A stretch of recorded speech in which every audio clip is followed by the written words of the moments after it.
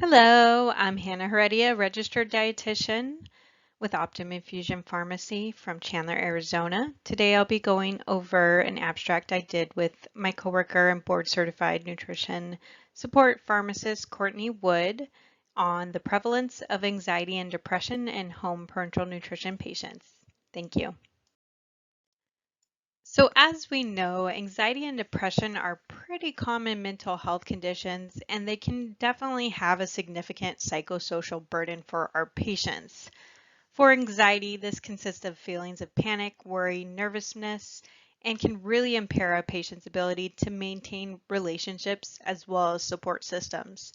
Depression is a serious mood disorder and can cause feelings of sadness, loss of interest, and can also make a patient feel exhausted, worthless, helpless, and even hopeless. So both conditions can greatly hinder and impact physical health and well-being. So to determine the significance of mental health conditions in parenteral nutrition, we observed the prevalence of these conditions during this abstract.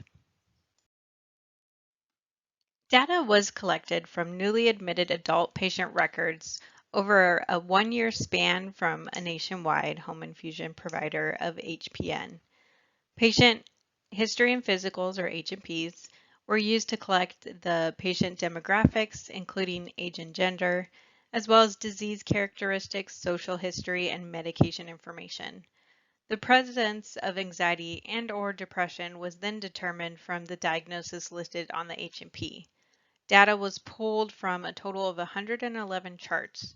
Excluded patients included those who were admitted to hospice services or had multiple mental health disorders that could potentially influence rates of anxiety and depression. Of 100 total patients, 64 were female and 46 were male. Anxiety, depression, or both disorders were observed in 50% of the total patients, with 37 female patients making up 58% of the total population and 13 male patients, or 28%.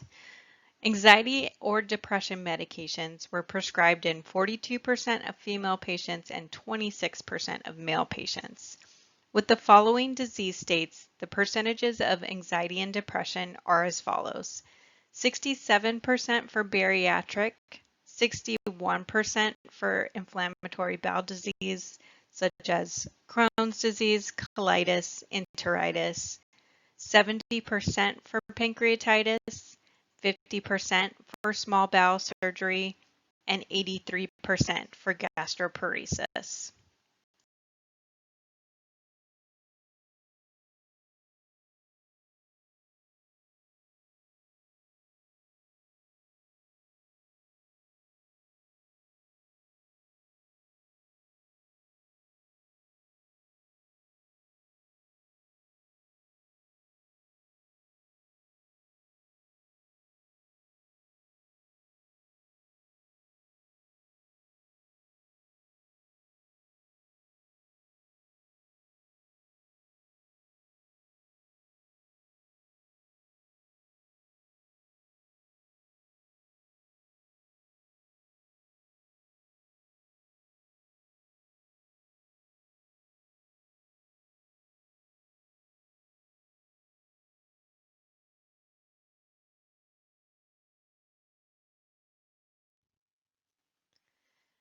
In conclusion, a nationwide home infusion provider observed that 50% of new admissions for HPN have a prevalence of anxiety and depression.